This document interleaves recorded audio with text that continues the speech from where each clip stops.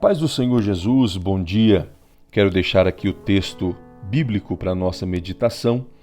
Carta que Paulo escreveu aos Gálatas, capítulo 4, versículos 29 e 30, que dizem: Mas como então aquele que era gerado segundo a carne perseguia o que era segundo o Espírito, assim é também agora.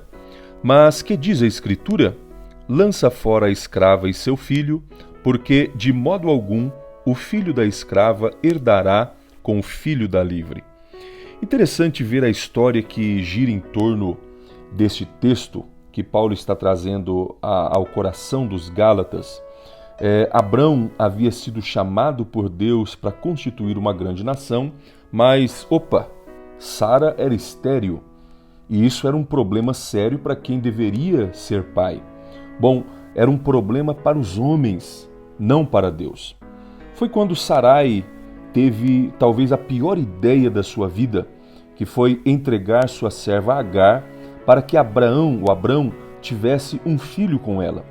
Acompanhe o texto fatídico de Gênesis 16, versículo 2, que diz: E disse Sarai a Abrão: Eis que o Senhor me tem impedido de gerar. Entra, pois, a minha serva, porventura terei filhos dela. E ouviu Abrão a voz de Sarai. Bem, queridos, vocês sabem o transtorno que isso causou na humanidade até os dias de hoje. Não era essa a vontade de Deus para Abrão e Sarai, mas foi o que aconteceu. Porém, nós vemos uma outra postura agora de Sara, completamente acertada. Foi quando Sara viu seu filho Isaque ser zombado, desprezado e até desrespeitado por Ismael, e dirigida pelo Espírito Santo, ela disse a Abraão que despedisse Agar e Ismael. Acompanhe agora o texto de Gênesis, capítulo 21, versículo 10, que diz: E disse a Abraão: Deita fora esta serva e seu filho, porque o filho desta serva não herdará com meu filho, com Isaque. E com essa palavra, Sara acertou em cheio o que era a vontade de Deus.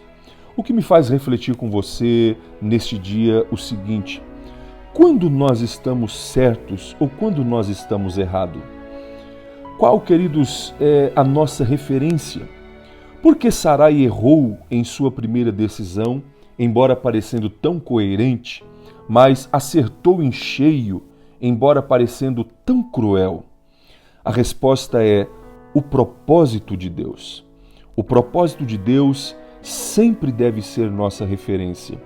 Nós não estamos certos ou errados tendo a nós mesmos como referência.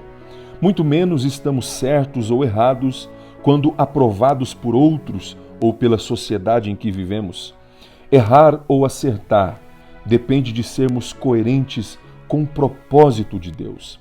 Você sabia que num museu na Suíça tem uma barra de ferro de 1 metro guardada a 7 chaves? Se um dia nós não tivéssemos mais metros no mundo, trenas, para saber quanto é 1 metro, nós poderíamos recomeçar a partir desta barra de ferro como referência. O propósito de Deus é assim nas nossas vidas. O propósito de Deus é a nossa referência imutável. Quando tudo mais estiver obscuro, nós temos a referência da vontade de Deus. Quando nós estivermos aparentemente sem direção, nós ainda temos a referência do propósito de Deus através da sua palavra. Na dúvida de certo ou errado, qual é o propósito de Deus para a sua vida?